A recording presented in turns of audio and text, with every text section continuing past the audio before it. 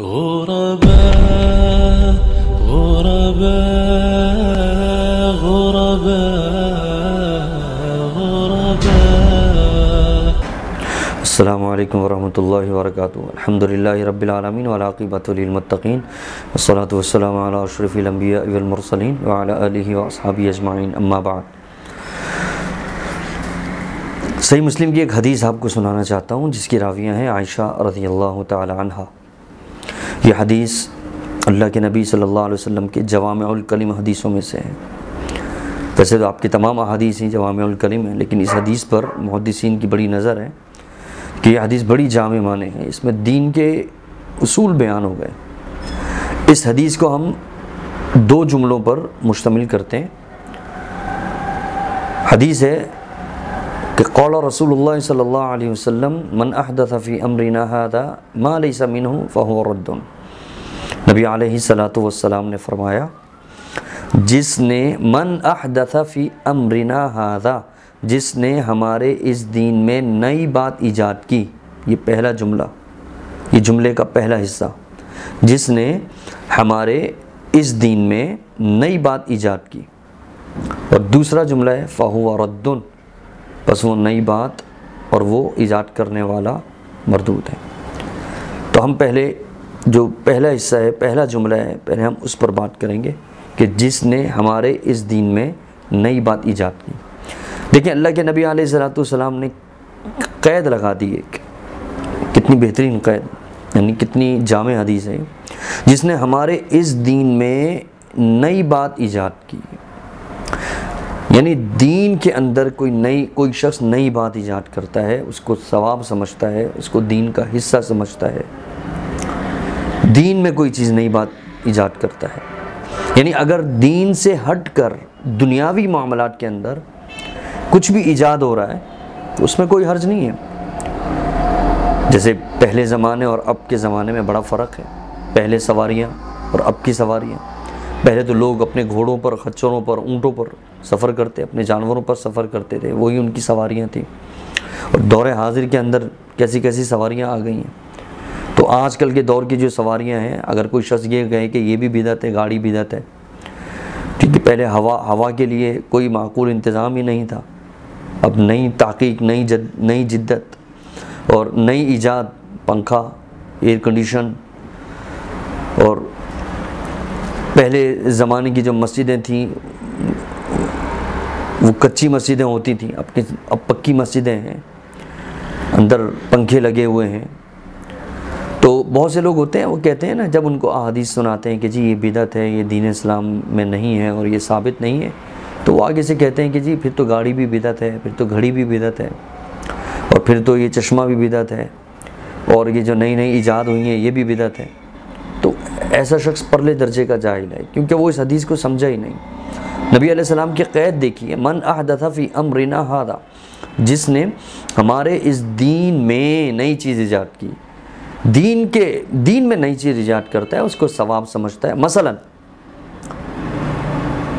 اگر کوئی شخص اجتماعی شکل میں قرآن کی محفل قائم کرتا ہے کہ جی آؤ، سب بیٹھیں اور ابھی ایک ہی مجلس میں، ایک ہی دن میں ہم سب مل کر قرآن ختم کریں گے، تو یہ بدعت ہے، دین اسلام سے ثابت نہیں، شریعت میں ثابت نہیں، نبی علیہ السلام کے صحابہ سے ثابت نہیں، رسول اللہ صلی اللہ علیہ وسلم کی تعلیم سے ثابت نہیں. تو پھر آگے سے اگر وہ کہے کہ جناب قرآن ہی تو ہے، قرآن پڑھنے میں کیا حرج ہے، مل کر بیٹھ کر ہم قرآن ہی تو پڑھ رہے ہیں، آپ اس سے منع کر رہے ہو، تو ہم کہیں گے یہ اللہ کے نبی علیہ السلام کے دور میں نہیں تھا. تو وہ آگے سے اگر یہ کہے کہ تو پھر تو گاڑی بھی اللہ کے نبی کے دور میں نہیں تھی، پھر تو پنکھا بھی اللہ کے نبی علیہ السلام کے دور میں نہیں تھا، یہ بھی بدعت ہے.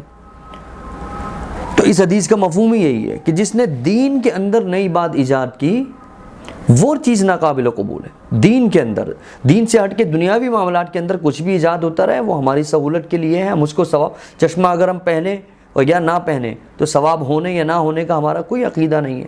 ایسا نہیں ہے کہ ہم چشمہ پہنیں گے تو ثواب ملے گا، نہیں پہنیں گے تو گناہ ملے گا. ایسا تو کچھ بھی نہیں ہے. یہ دنیاوی معاملہ ہے، کر لیا تو ٹھیک ہے. اب جن مسجدوں میں پنکھے نہیں ہیں، اس کا مطلب یہ نہیں ہے کہ اس مسجد میں اگر آپ نماز پڑھیں گے تو ثواب زیادہ ملے گا، اور جس مسجد میں پنکھے ہیں وہاں نماز پڑھیں گے تو ثواب کم ملے گا.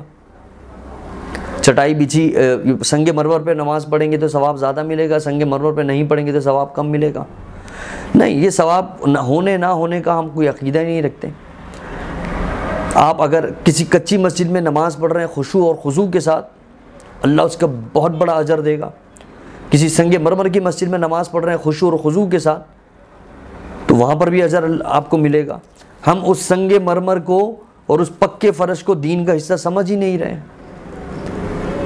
تو اگر کوئی یہ کہتا ہے کہ قرآن پڑھنے میں کیا حرج ہے، قرآن ہی تو پڑھ رہے ہیں، تو سب سے بڑا حرج یہ ہے کہ ہم اس کو ثواب سمجھ کے کر رہے ہیں اور اس کی دلیل موجود نہیں ہے. آپ کون ہوتے ہو کسی بھی عمل کو دین کا درجہ دینے والے؟ دین کا درجہ تو اللہ رب العالمین نے اپنے محمد صلی اللہ علیہ وسلم پر قرآن کریم نازل فرما کے دے دیا.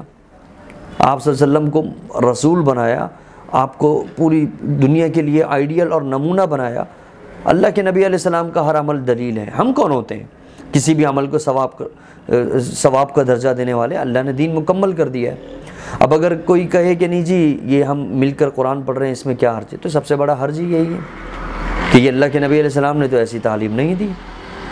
ہم اس کو دین سمجھ کے کر رہے ہیں نا، تو اس کی دلیل ہونی چاہیے. اگر یہی بات ہے تو پھر آپ جائیں کسی بہت بڑے سے بڑے مفتی سے پوچھیں کہ مفتی صاحب میں اپنے رکوع کے اندر سورہ فاتحہ پڑھتا ہوں. سورہ فاتحہ قرآن ہے، قرآن کے ایک ایک حرف پر 10 نیکی ہے. میں اپنے رکوع میں سبحان ربی العظیم جو نبی علیہ السلام سے سنت دعا ہے وہ نہیں پڑھتا، بلکہ قرآن کی آیتیں پڑھتا ہوں، سورہ فاتحہ پڑھتا ہوں. تو بتائیے کیا میرا رکوع ہو گیا؟ وہ مفتی صاحب فتویٰ دیں گے کہ آپ کا رکوع نہیں ہوا. اگر آپ آگے سے بولیں کہ ہم نے تو قرآن ہی تو پڑھا ہے، قرآن پڑھنے میں کیا حرج ہے، قرآن پڑھنے میں کیا حرج ہے، وہ بولیں کہ سب سے بڑا حرج یہی ہے کہ رکوع میں سورہ فاتحہ نبی علیہ السلام کے عمل سے ثابت نہیں. حالانکہ سورہ فاتحہ قرآن ہی تو ہے، کیا حرج ہے پڑھ لیا تو. آپ ظہر کی 4 رکعت کے بجائے 5 پڑھیں، 5 رکعتیں پڑھیں کہ چلیے یہ 5 پڑھیں گے تو زیادہ ثواب ہوگا. نہیں، آپ کی نماز ہی نہیں ہوگی. 5 کیوں پڑھیں؟ 4 ثابت ہیں.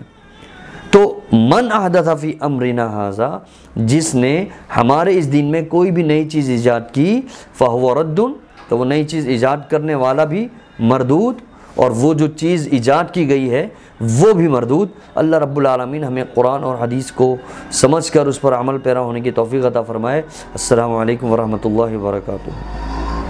غرباء غرباء